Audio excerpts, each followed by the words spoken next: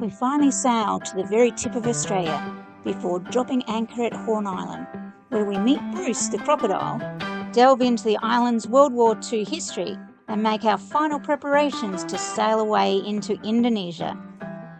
We're Aussies Rob and Karen, who took early retirement in 2010 to sail the world. Join us on the 42-foot ketch Our Dreamtime as we strive to make the most of every minute of every single day. Welcome to Series 3, Up, Around and Into Indo.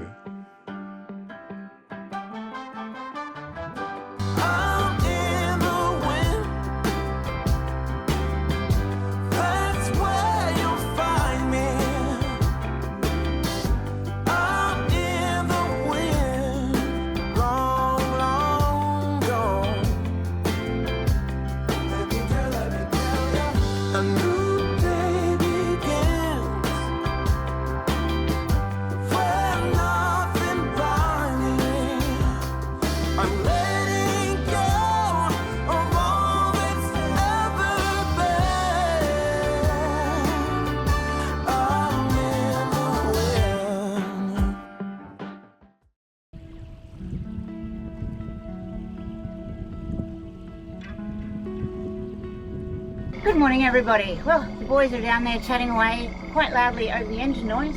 We've up anchored and I've gone to put us in gear, and we are just on tick over ahead, nothing more, no gears. So we're going round and round and round the anchorage, just waiting to see what can be done down there. You're good to rock. I'm good to rock.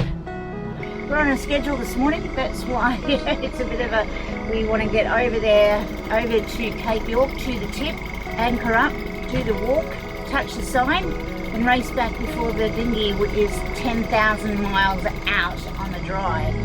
It's not probably the nicest place to do it when you have to walk with crocodiles.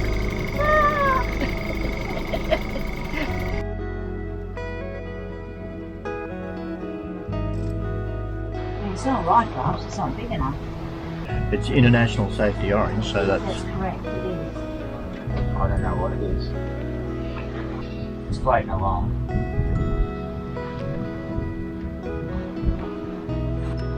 That's tied to the bottom. But it looks like it is actually, doesn't it? They're quite new too. yeah. They haven't got any shit on them. We're in the middle of the shipping channel, aren't we? Shipping channel. Oh no, we're in the no man's land. Well, we're just about at York Island, and apparently as we pass the gap between the two islands, we will actually see the northernmost tip of mainland Australia. Excitement! Yeah, we've got a reasonably light wind behind us, and we're punching a lot of counter current. So we've got the engine on and just trying to push through it. And we've got to get there at a certain time so we can get in there, do the walk and get back. Yeah, without having a dingy maroon a mile from the water, and also so that we can hopefully get the right current run to get up to Horn Island after we've done our walk. It seems that it's not about wind here, it's all about currents. We're not even discussing what the wind is, we just put the sails up and we just got to fight those currents one way or the other. Tanya's poised for the photo. Got to get that photo, hey Tanya? Yeah, it's an important milestone that we're making together. It's pretty cool. There it is. That there is the top of Australia. Those tuna are chopping up and having a good time. Hey, we got a lure hanging down the back, you can have, guys. Yeah, we want some tuna. Come for the lunch invite. You'll be the lunch. Guest of honour, no. You are the guest of honour at our luncheon.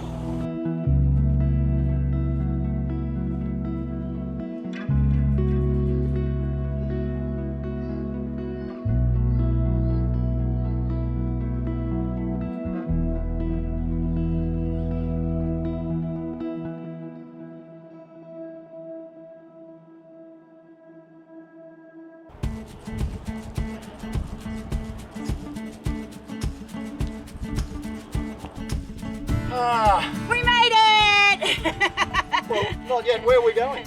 We're going to Cape York. We're actually going to walk up the trail and we're going to the big tip, the huge, enormous tip. What are you talking about? It's so little, isn't it? It's really flat. I expected it to be huge, but it's not. It's a set of rocks. So is this a bucket list item, guys? Yep. Yes, definitely. Yep. Looking Get forward up. to it? Yep, looking forward to it. We've got to be billy goats to get up there, mate. We've actually taken the shortest route though. Yeah. We have taken the shortest trail. It is going to be a little bit rougher, but it's the shortest trail because we've got to do this, get the shots, get back, and get out of here before the tide changes. So we're on a red march. Let's go. Let's go. Let's go. We're off.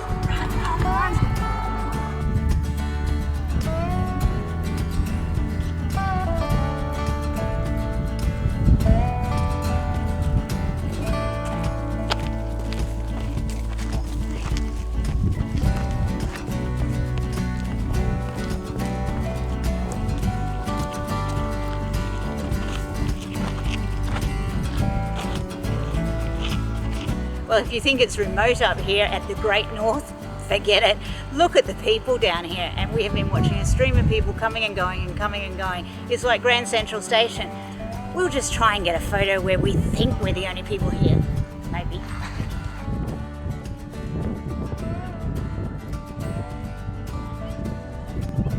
It's safe to say that every man and his dog are here.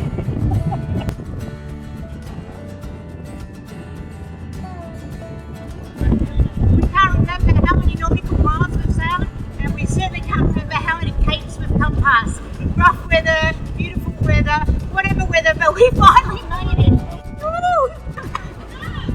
The only boat in sight is Our Dreamtime. No four-wheel drive.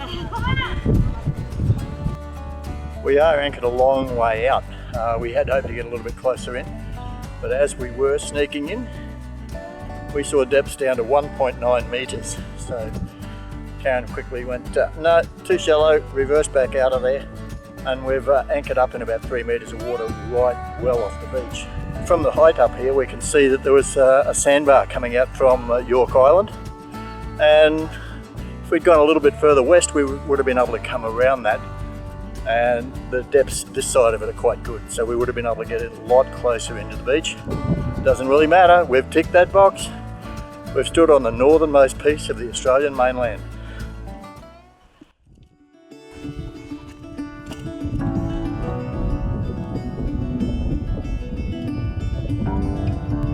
Meters to go.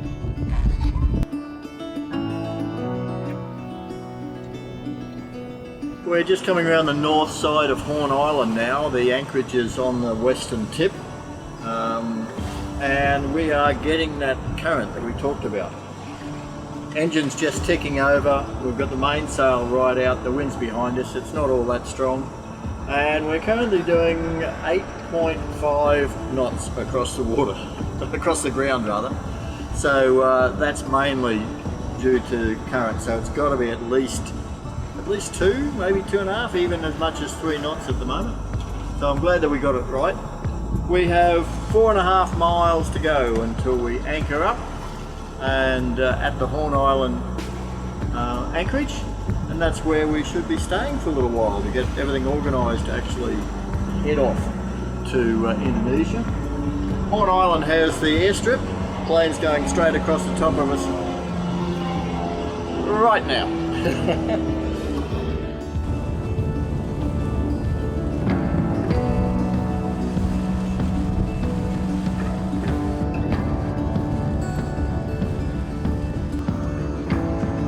There's a few boats in the anchorage, so I reckon if we just go all the way through, they're all facing us, hanging the wind, so if we go all the way through, we can check things out on the way through, come back into wind, and as we come back into wind, hopefully we'll have decided somewhere to drop the anchor.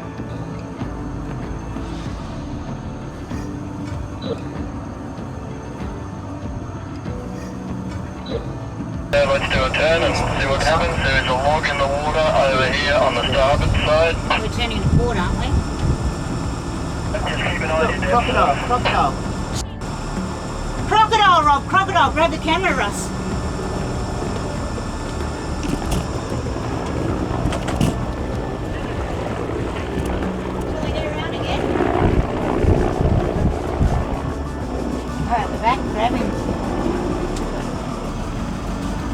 do you reckon that croc was, Russ? Bloody huge. He wasn't that.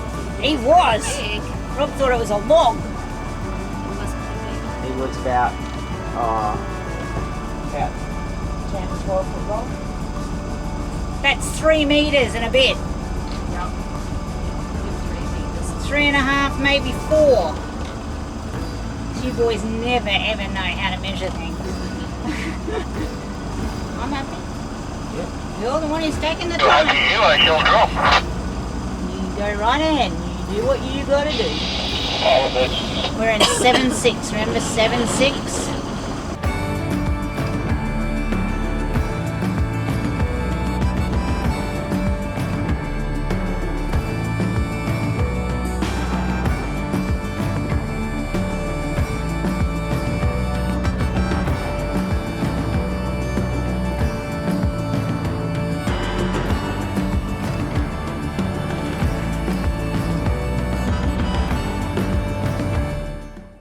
Next morning we had very clear confirmation that we were very much intruders in crocodile habitat, with our welcoming committee, quickly nicknamed Bruce, basking on the shore. Being anchored well away from the jetty, we decided the most crop-safe way to travel in the dinghy was flat out. The jetty serves multiple purposes as the loading point for the ferries over to Thursday Island, dinghy mooring for us yachties, and a favourite fishing spot for the locals. These boys are having a good fish on the jetty, and looks like they've got a big lemon shark. I got no idea how they're going to get that up on the I jetty. don't think they're going to. Eventually it's going to have to break off their line, but they're determined to actually get it up. Yeah, that's a pretty heavy fish to try and haul up onto the side jetty. After checking out where to find the services we'll need here on Horn Island, we treated ourselves to our first pub lunch since Port Douglas. Then it was a case of settling in over the next couple of weeks to get all the final boat jobs and preparation done ahead of our passage to Indonesia. Russ got our neglected spare outboard going and gave it a full service. Can we cheer now?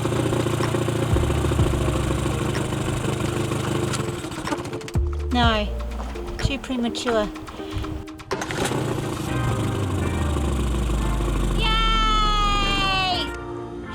We finally followed all the online tips on converting our Starling dish to be permanently horizontal for better service on the water. We won't go into the exact process here because there are already stacks of good YouTube videos available for you. Our main halyard winch got some new parts and tender loving care, and of course we were still chasing a fix for our wind instrument. Okay, let's go up.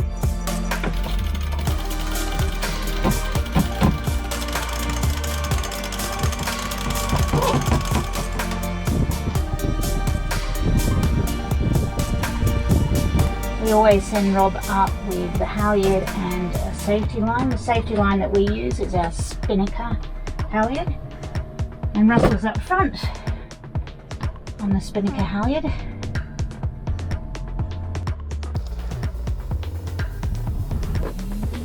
Just pull it up and cleat it, Russ. Up the mast again. That little sucker there is giving us so much grief it's not funny. I've cleaned all of the points, all of the little poles, all of the connectors, filed them back with a tiny little fine file, sprayed them with electrical contact cleaner. Nothing seems to work. On the way up we had wind direction but no speed. Now I've played with it, apparently at the moment we have nothing. So just going to leave it and hopefully that wind direction will come back. But if it doesn't, we're going to be relying on good old-fashioned Windex, which is a pain in the bum at night because you're going to have to shine a torch up there to see what the wind direction is. So we'll have to see whether we can get another unit. We can try. Meanwhile, it's a little bit breezy up here. Nice view over Horn Island and across to Thursday Island, and the anchorage is starting to fill up as more and more of the rally boats arrive. Just having a look around to see whether I can see Bruce, our friendly, well we hope he's friendly croc. no sign of him at the moment.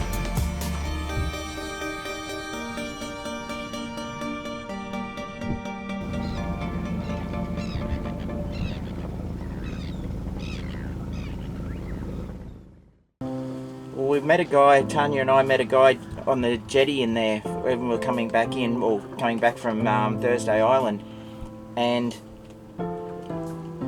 we asked him about crayfish, and he said we get them every weekend.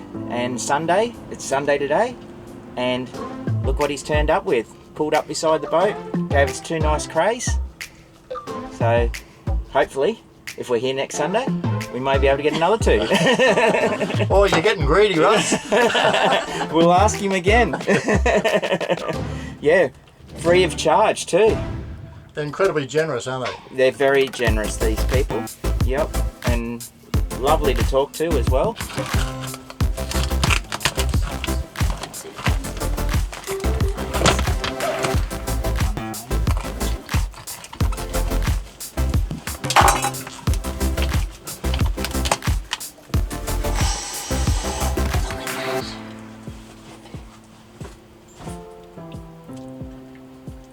Look at that.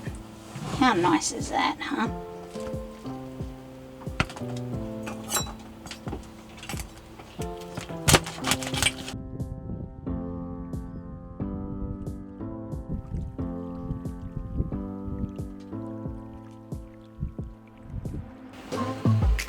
Prawn and lobster pasta. Good. This is the Instagram shot, see? Gotta get them. Nobody can eat until we get the photos. Right, eat! Yum. We've got great news for everyone who loves seafood. Karen's new ebook, Hook, Line and Sinker, is now available. This bright and colourful cookbook takes you on a journey around the world of seafood. It features 10 chapters with over 50 recipes, including flavour profiles from Asia, the Middle East, Mediterranean and Australia. If you like to shake things up in the galley, this cookbook's for you. Recipe highlights include crab pot pie, seafood paella, Saganaki fish with feta and fennel, and Sri Lankan fish curry. Not only are there great recipes, but Karen shares her tips on how to catch, clean and cook a range of seafood. The book is filled with the flavours of the world, all enhanced by beautiful watercolours. Hook, Line and Sinker is available along with Karen's 2 other ebooks. You can find full details on them all at our PayHip page. There's links on screen and in the comments below. Today we're off on the Torres Strait Heritage Tour, which is conducted on Horn Island, the land of the Keurig people. We're here to discover all of the information about the World War II effort that was the northern outpost for Australia to fight in that war. There is so much to discover here, and it's well worthwhile to go on the tour.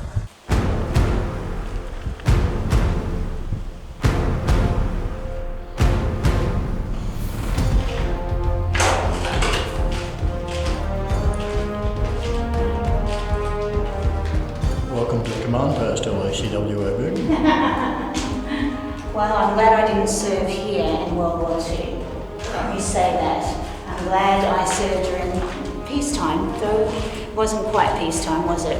Whilst I served, we still had a number of wars going on in the world. A little matter called Desert Storm. Yeah, a little man called Desert Storm.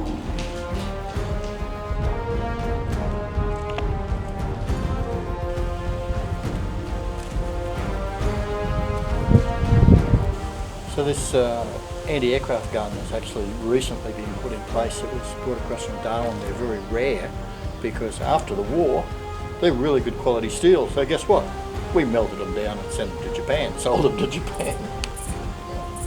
That is the shell that goes in it, up into the sky and then explodes, shrapnel everywhere. That's actually a wood carving replica because the original shells are 20 odd kilo. And this was done by the family of a veteran that served up here, apparently. And a great indication, whack it in, get it up there and hope that it explodes in the right place and get some. This one we finally found in Darwin. She was rusting away. The army signed off on it. It went on a truck down to the wharf onto a barge over the ocean by a reef at the Horn Island. Then I had to get a 30-ton forklift to get it off the barge, and they came and plonked it in my front yard. Then with all the gear in the world, it still took us 6 hours to get it out in here, and the veterans did it in 1942 with a rope. They lowered them in, we drove it in with a forklift. Roy Brown served here as a young fella at 20 years of age, and he survived World War II, and he asked as one of his dying wishes that he would be buried back here where he served with his mates. The Kurag people agreed that he could be buried back here, and this is a memorial for him, and his ashes are here. Thanks for your service, Roy. It's like corrugated iron, but it's actually the inside wall of the B-17. The outside of a plane, as we know, has got to be smooth for aerodynamics. The inside wall looks like corrugated iron because it's got to give extra strength and stability as it's a massive aircraft. This is one of the 4 radial engines of a B-17 bomber. Second World War, it was coming in here to land at Horn Island, heavily loaded with spares for bombers that had broken down and were in need of repair. Plus, instead of the normal crew of 10, there were 6 extra mechanics on board to work on all the planes that needed repair. And unfortunately, as it banked to come in and land, the theory is that some of the weight in it shifted, and instead of a smooth banking turn to the runway, it dipped one wing, dropped, and just barrel rolled, cartwheeled all the way through the bush here. Unfortunately, 16 lives lost, and the remnants are still spread over a long debris trail through the bush. As I say, this is just one of the radial engines. There's a tree here that's grown through a porthole. So it's pushed, the glass has been broken, and the tree is, you can see the root far deeper into the fuselage. And it's actually come up, found the sunlight, and living a nice healthy life. So pretty interesting little piece of history from WW2. Part of a lot that's here on Horn Island in the Torres Strait. So there are plans in place that this will be an archaeological dig. So they'll record and measure and photograph, but not move the pieces. It's the site of a lot of death, so they'll record what's here. See, all this green stuff is gone by October, which is when they plan to do it. October's also quite hot here, but it's also when we get less visitors, because they don't want people walking all over the site. Because what got you here was the hello. No, so, the camera is right there. Cecil's at it again. Cecil, you had to be in a hole in the ground or a trench, please edit. Now you usually dug the trenches yourself out of dirt. The one in here is concreted. It's long and it was roofed, so it's Wing Commander Kramer Roberts trench. But regardless of dirt or concrete, they've all got a zig and zag. You can't put them in a straight line because whatever lands at one end, yeah, it's going to go right through. You've got to put the corners in so you can duck around the corner. This panel here is about our machine gunner's pit, which is down that way. In there was your Lewis gun on top of the pole, like the picture. 2 blokes per pit, 15 of them up and down the runway. So they're designed if the Japanese army landed here, they can do what they've got to do. But they never did.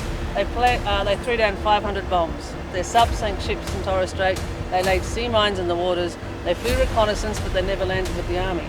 So if you served here after June 1943, you never got a service pension or a gold card. I tried to change that for years and I couldn't. So the veterans then said what's more important is that the sites are conserved after they've gone, so you can see what they did. And we're largely at that point now where the veterans have gone to their last parade, hence we're doing the conservation work. So there has been some government funding sourced to do some of the reclamation and archaeological digs here, but it's just scratching the surface. You know, when you think that they're currently spending $500 million on a new war memorial in Canberra, which I think is fantastic, but it'd be nice to get, you know, maybe like 1% of that up here, because there's so much more that could be uncovered and preserve the history of the thousands that served here in World War II. After visiting a number of sites in the field, the tour concludes at an incredible museum. It'd be easy to get absorbed for hours in the extensive displays. If you are ever to visit Torres Strait, Thursday Island and Horn Island, make this tour one of your must-dos. As you can see from the dates we put in our graphics, we're usually a couple of months ahead of the videos in real time. That means right now, we're into Indonesia and off exploring these amazing islands. If you'd like to see where we are in real time, then please join the Our Dreamtime virtual crew over on Patreon. You can see our spot tracker map and our regular sit-rep videos and our photos. As always, we'd like to say a huge thank you to everyone who supports these videos by watching, liking, commenting, and especially our virtual crew members on Patreon and Ko-fi. This Dreamtime Sail channel wouldn't exist without your support. If you haven't subscribed yet, please think about doing so. It's absolutely free and helps us more than you can imagine. If you hit the bell button, you'll also be notified every time we release a new video. See you next time.